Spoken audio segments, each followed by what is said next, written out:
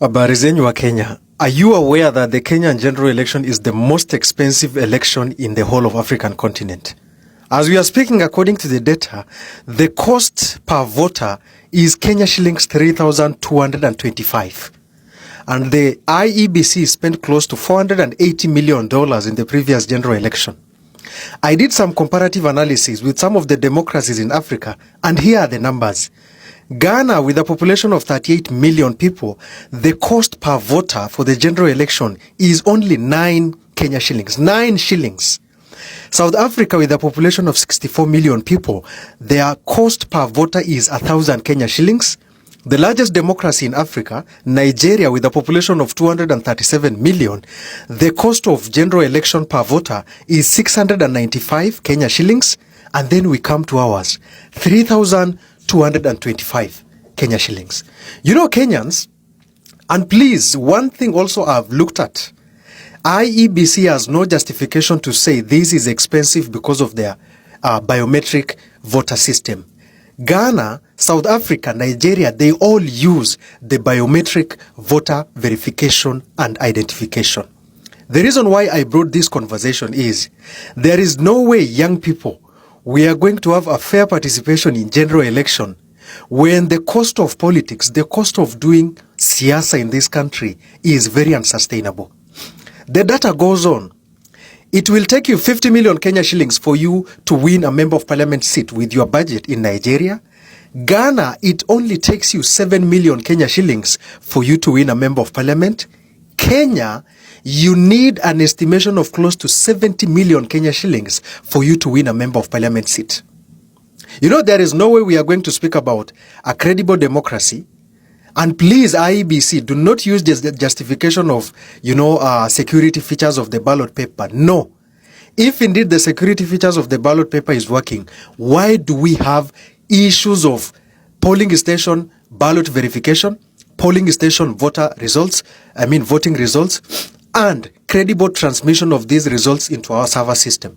If indeed it costs you this amount of money even to import these ballot papers from the UK, so musitumia that reason. And I go ahead. There is no way we are going to have a huge chunk of young people to participate in Kenyan politics in 2027 when the cost of doing election is very expensive.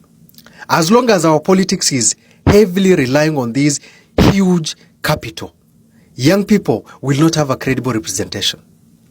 And this is the reason why I'm appealing to Kenyans. It is high time we appreciate the culture of fundraiser in our politics.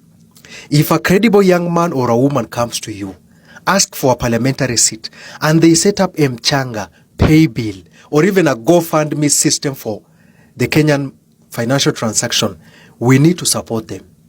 Because even though they are toothless bulldog, a democracy that is dying like America, the cost of doing election from their electoral commission per voter is $15. Ours is standing at the double of that amount. We've seen the likes of Biden setting up their fundraiser or, kuchangiwa so that they vie in elections. Wakenya, I'm just presenting to you the structural disparity of how we have an expensive election, and yet IEBC, despite getting a huge chunk of money from international partners like EU and USA, still there is question of why is our election expensive, leave alone the issue of corruption. I'm coming to the appointment of IEBC. Do you know why Botswana has one of the credible democracies in Africa? Because the appointment of IEBC or the Electoral Commission commissioners in Botswana is done by Judicial Service Commission in conjunction with what they call all-party conference. Politicians, political parties, stakeholders, all of them are engaged in appointment of the electoral commissioners. The president still appoints the Secretary General of the Commission, but they don't have a total monopoly over who is appointed to these commissions.